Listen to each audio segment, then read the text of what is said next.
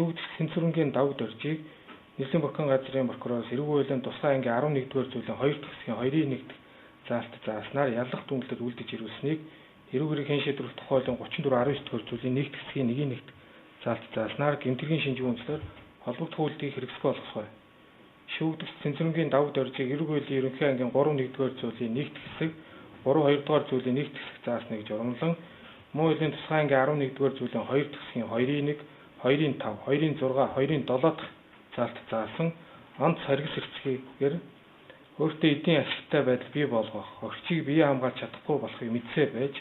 хоёр хүнийг алах гэмт хэрэгүүлсэн гэм буруудаад муу хуулийн тусгай ангийн 12-5 дугаар зүйлийн 1 дахь хэсэг заасан 16 наснд хүрээгүй хүнтэй бэлгийн харьцаанд орсон гэмт хэрэгүүлсэн гэм буруудаад эрүүл хуулийн тусгай ангийн 13-5 дугаар зүйлийн 1 дахь хэсэг зааснаар бусдыг тодорхой үйлдэлийг шаардаж өөрт нь хүч хэрэглэхээр замлахгүйсэн гэмт хэрэгүүлсэн гэм буруудаад эрүүл хуулийн ерөнхий ангийн 2-2 дугаар зүйлийн 3 дахь хэсэг заасныг журамлан муу хуулийн тусгай ангийн 17-3 дугаар зүйлийн 3 дахь хэсгийн 3-1 заалтад заасан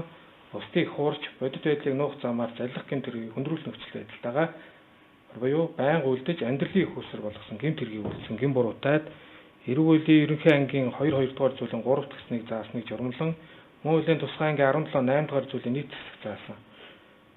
бусдын эд хөрөнгийн хууль бусдаар устгаж гэмтээсний улмаас бага хэмжээнээс дээш хохирол учруулсан гэмт хэрэгүүлсэн гэм буруудаад эрүүл хуулийн тусгай ангийн 26-1-р зүйлийн 2 дахь хэсэг зааснаар кибер орчинд хууль бусдаар халдаж мэдээллийг өөрчилсөн ашиглах боломжгүй болгосон гэмт хэрэгүүлсэн гэм буруудаад тус тооцгой. Шүүгдэгч давд оржийг эрүүл хуулийн тусгай ангийн 11-р зүйлийн 2 дахь хэсгийн 2-1, 2-5, 2-6, 2-7 дахь заалт зааснаар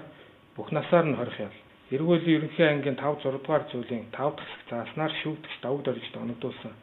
бүх насаар нь хорих ялыг хаалттай байх байгууллагад тусгаар эдлүүлэхээр тогтоосгой. За эрүүл хуулийн ерөнхий ангийн 6-10 дугаар зүйлийн 1 дахь хэсэг зааснаар шүүгдэгч давд оржийн цагдаа өргөцсөн 581 хоногийг түүний идэх ялд оруулна. Тогтоосгой. За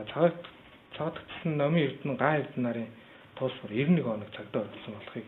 дурд тэдгээрийг дариулсуулсгой. Шүүгдэгч инг сайхан дурд авсан Монгол Улсын хилээр гарахыг хязгаарлах тогтоох хувийн баталгаах дасан зэргийг харамжийг шүүгэн шийдвэр хүчин төгөлдөр боломж хүчингүй болгосгой. За тэгэхээр Баянгол сонгон хайхан хаан улс дүүргийн эрүүл хэргийн анхан шатны шүүхтэр 2 өдөр үргэлжилсэн шүүх хурал дөнгөж сая дуусч шийдвэрээр танилцууллаа. За ингээд шүүхээс 2 эмэгтэй амь насыг хөнөөсөн давагд оржид бүх насаар нь хаалттай ойрхон ангид ял идлүүлэх ял оноосон бол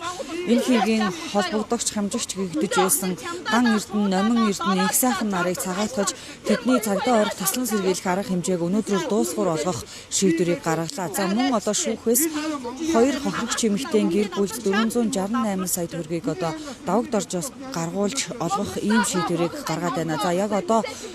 шүүх хуралд оролцогч хохирогчдын ар гэр болон өмгөөлөгчдийн төлөөлөл гарч ирнэ. Би та бүхэнд тэдгээр хүмүүсийн байр суурийг тодруулан хүргэх болно.